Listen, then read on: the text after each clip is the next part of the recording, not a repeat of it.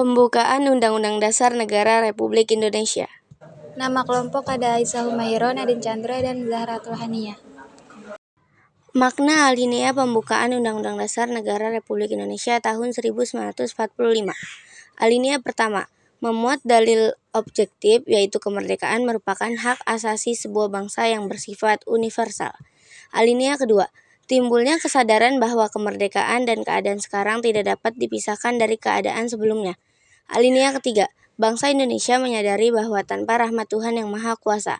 Alinea keempat, memuat prinsip-prinsip negara Indonesia yaitu tujuan negara yang akan diwujudkan oleh pemerintah negara yakni negara yang merdeka, bersatu, berdaulat, adil, dan makmur.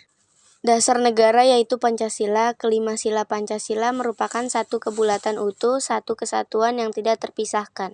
Negara yang merdeka berarti negara yang terbebas dari penjajahan bangsa lain.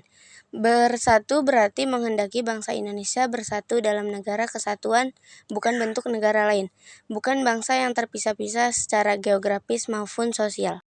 Berdaulat bermakna sebagai negara Indonesia sederajat dengan negara lain, bebas menentukan arah dan kebijakan bangsa tanpa campur tangan negara lain. Adil bermakna bahwa negara Indonesia menegakkan keadilan bagi warga negaranya. Makmur berarti menghendaki negara mewujudkan kemakmuran dan kesejahteraan bagi warga negaranya. Kemakmuran tidak saja secara material tetapi juga mencakup kemakmuran secara spiritual atau kebahagiaan batiniah. Pokok-pokok pikiran dalam pembukaan UUD Negara Republik Indonesia tahun 1945 yaitu: tujuan pertama, pokok pikiran persatuan, menegaskan bahwa dalam pembukaan UUD Negara Republik Indonesia tahun 1945 diterima aliran negara persatuan. Kedua, pokok pikiran keadilan sosial, menempatkan suatu tujuan atau cita-cita yang ingin dicapai dalam pembukaan UUD Negara Republik Indonesia tahun 1945.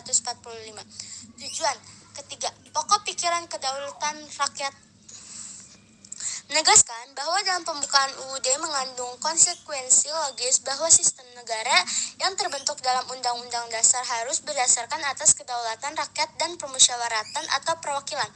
Negara Republik Indonesia tahun 1945 diterima aliran negara persatuan.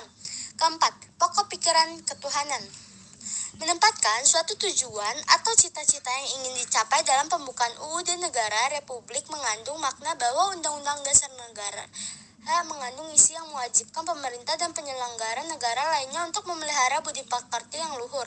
Indonesia tahun 1945. Pokok pikiran pembukaan Undang-Undang Dasar Negara Republik Indonesia tahun 1945 memiliki arti penting dalam konteks hukum dasar, yakni di samping Undang-Undang Dasar terdapat hukum dasar yang tidak tertulis yang juga merupakan sumber hukum, yaitu aturan dasar yang timbul dan terpelihara dalam praktik yang penyelenggaraan negara. Aturan dasar tersebut yang disebut konvensi atau kebiasaan ketatanegaraan sebagai perlengkap dalam Undang-Undang Dasar. Tugas seluruh bangsa Indonesia adalah mempertahankan serta mewujudkan pokok-pokok pikiran pembukaan UUD Negara Republik Indonesia tahun 1945 dalam kehidupan bermasyarakat, berbangsa, dan bernegara. Sekian presentasi dari kami. Terima kasih.